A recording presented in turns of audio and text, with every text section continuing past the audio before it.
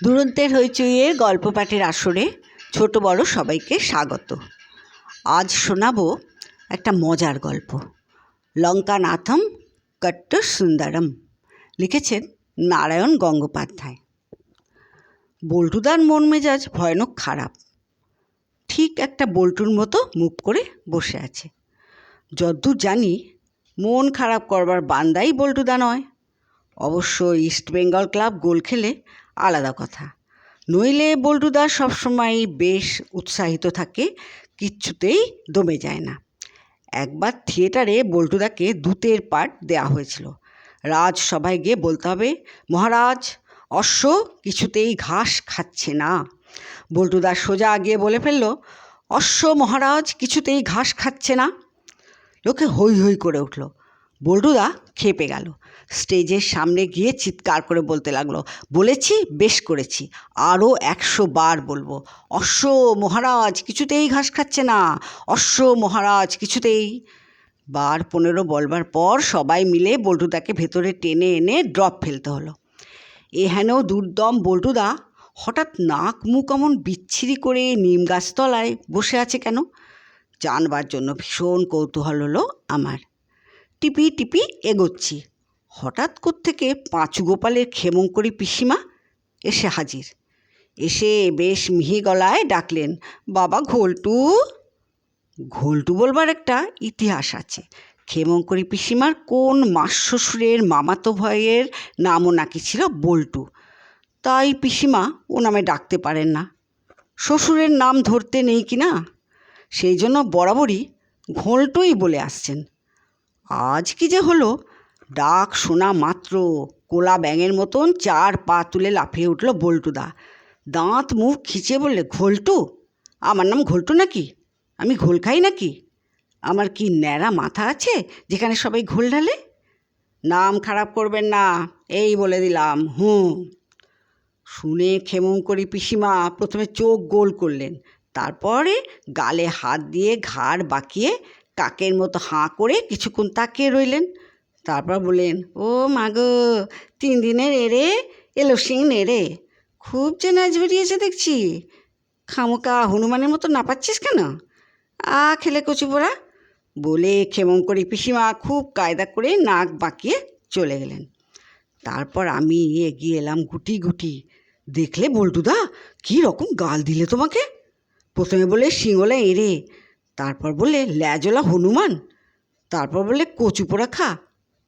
বল্টুদা এবার হাঁড়লের মতো মুখ করে বললে, বলুক, নিজেই কচু পোড়া খাকগে। তোমায় কিন্তু বিকেলে আম কাঁঠাল খাওয়ার নেমন্তন্ন করতে এসেছিল, আমাকেও বলেছে। আসল খবরটা আমি এইবার ফাঁস করলাম। তাই নাকি? বল্টুদা ধপাং করে আবার নিম গাছের গোড়ায় বসে পড়ল। তা আগে বলিসনি কেন? এতক্ষণ দাঁড়িয়ে দাঁড়িয়ে মজা দেখছিলিস না? বলবার চান্স তুমি দিলে কোথায়? তার আগেই তো তেরিয়া মেরিয়া হয়ে লাফিয়ে উঠলে। তাও বটে। বল্টুদা একটা দীর্ঘশ্বাস ফেলল, যে মনে হলো রীতিমতো সাইক্লোন বয়ে গেল। কি জানিস, দারুণ প্যাচে পড়ে গেছি। সে ওই নামেরই ব্যাপার, প্রায় ঘোল খাইয়ে ছেড়ে দিলে। তাই তো বল্টু শুনে ওই রকম খেপে গেলাম। তুমিও কারুর নাম খারাপ করে দিয়েছো বুঝি? আমি ঘন হয়ে বল্টুদার পাশে বসলাম। আরে না না, অন্যমনস্কভাবে একটা পাকা নিম ফল মুখে দিয়েই থু থু করে ফেলে দিল। কি যাচ্ছে তাই ফল, রাম রাম, দেখতে ঠিক পাকা আঙুরটির মতো, মুখে দিলেই মারি উল্টে আসে। মোরগে, যে কথা বলছিলাম, নাম খারাপ করলে অবশ্যই গোলমাল একটু আধটু হয়। রাঙাদির বড় মেয়ে দিল্লিতে জন্মেছে। রাঙাদি আদর করে নাম রেখেছে কুমারী রাজধানী চক্রবর্তী। আমি ভুল করে রাজধানীকে যেই দাঁতখানি বলে ডেকেছি, অমনি মেয়েটা ফ্যাঁচ ফ্যাঁচ করে কান্না জুড়ল। আর রাঙাদি আমাকে সে কি বকুনি। তা সেসব তুচ্ছ কথা, সত্যি পেলা আমি দারুণ প্যাঁচে পড়ে গেছি এবার। কি প্যাঁচ শুনি? বল্টুদা আর একটা নিম ফল তুলে প্রায় মুখে দিতে যাচ্ছিল, আমি হাঁ হাঁ করে উঠতে ফেলে দিলে। বলে, ধুত, দেখতে পাকা আঙুরের মতো, আর খেলেই মরুগে। হয়েছে কি জানিস পেলা, আমার ছোটো মামা থাকে ম্যাদ্রাসে, খুব বড় সরকারি চাকরি করে। পরশু সেই ছোটো মামা কি একটা কাজে 7 দিনের জন্য সিমলাতে গেছে। ছোটো মামা সিমলাতে গেছে, তা তোমার প্যাঁচের কি হলো? থাম না বাপু, আগেই ক্যাচর ম্যাচর করিস কেন? বল্টুদা উদাস হয়ে কিছুক্ষণ আকাশের দিকে তাকিয়ে রইল। আমি ব্যস্ত হয়ে বললাম, ঘুড়ি কেটেছে নাকি বল্টুদা? বল্টুদা চটে গিয়ে বলল, ঘুড়ি ঘুড়ি, দিন রাত ওই ঘুড়ি ঘুড়ি করেই গেলি। ইচ্ছে করে তোর পিঠে সুতো বেঁধে তোকে এই আকাশে উড়িয়ে দিই। হচ্ছিল একটা দরকারি কথা। তা দরকারি কথাটা ঝাঁ করে বলে ফেললেই তো হয়। বল্টুদা দাঁত খিচিয়ে বলল, তুই আর বলতে দিচ্ছিস কোথায়? তুইও তো ছোটো মামার বাঁদরটার মতন আমার হাড় জ্বালাচ্ছিস। ছোটো মামার বাঁদর? হ্যাঁ রে হ্যাঁ, সেই কথাই তো বলছি। ছোটো মামার একটা শখের বাঁদর আছে। সেটা হাসে, কাঁদে, নাচে, আবার কিচিরমিচির করে গানও গায়।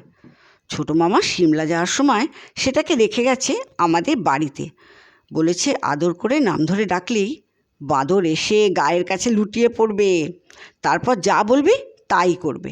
ঘুরে ঘুরে হুলা হুলা নাচবে, ট্যাঙ্গো ট্যাঙ্গো বলে গান গাইবে। আমি দারুণ আশ্চর্য হয়ে গেলাম।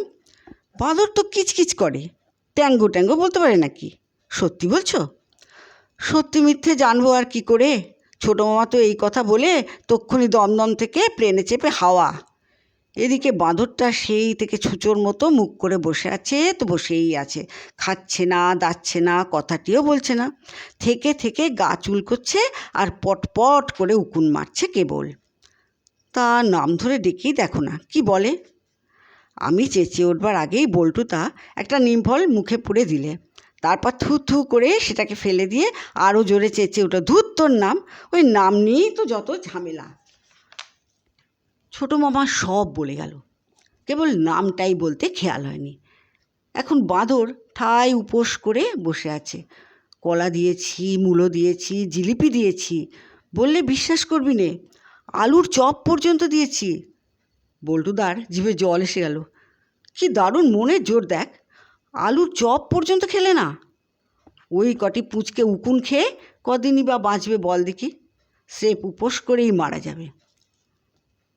আমি নাক কুঁচকে বললাম, বাঁদরের নামের জন্য আবার ভাবনা? ওর নাম আবার কী বা হতে পারে?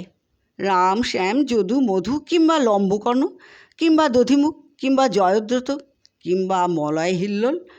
বল্টুদা বিচ্ছিরি দাঁত খিচিয়ে বললে, কিংবা পটলডাঙার প্যালারাম, কিংবা শিং মাছের ঝোল, কিংবা প্যালাজরের পিলে।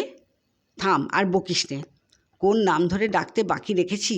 শেষকালে বাংলা ডিকশনারি খুলে অজগর থেকে বাঁশবন, মানে অ থেকে চন্দ্রবিন্দু পর্যন্ত সমানে আউড়ে গেছি। কিচ্ছুতেই সাড়া দিলে না। তাহলে হয়তো বাঁদরটাই ইংরেজি নাম থাকতে পারে, জ্যাক কিংবা জিল, নইলে ক্যাটাক্লিজন, নয়তো হাইপোডামিক সিরিঞ্জ, নয়তো কনস্টারনেশন। বল্টুদা 2 হাতে কান চেপে ধরল। এ যেন কানের কাছে কামান ছুটছে। তবু যদি ইংরেজিতে 17.5 না পেতিস, বাহাদুরি ফলাতে হয়তো চল বাঁদরের কাছে, দেখি কেমন ওস্তাদ তুই। আমি তক্ষুনি রাজি হয়ে গেলাম। গিয়ে দেখি বাঁদরটার গলায় লম্বা শিকলি বাঁধা, একটা জলচৌকির ওপর এমন কায়দা করে বসে আছে যে মনে হয় জ্যামিতির এক্সট্রা ভাবছে। তারপরে চিরবির করে সারা গা চুলকোতে লাগলো, আর মুখটাকে চামচিকের মতো করে, আমি অবশ্যই চামচিকের মুখ কখনো দেখিনি, খ্যাঁক খ্যাঁক করে উঠল। আমি বলতে যাচ্ছিলাম, বাঁদরটার বোধহয় খুব চুলকোনো হয়েছে, ওকে কার্বলিক সাবান মাখানো দরকার। এমন সময় কোত্থেকে বল্টুদার বোন ঘুন্টি এসে হাজির।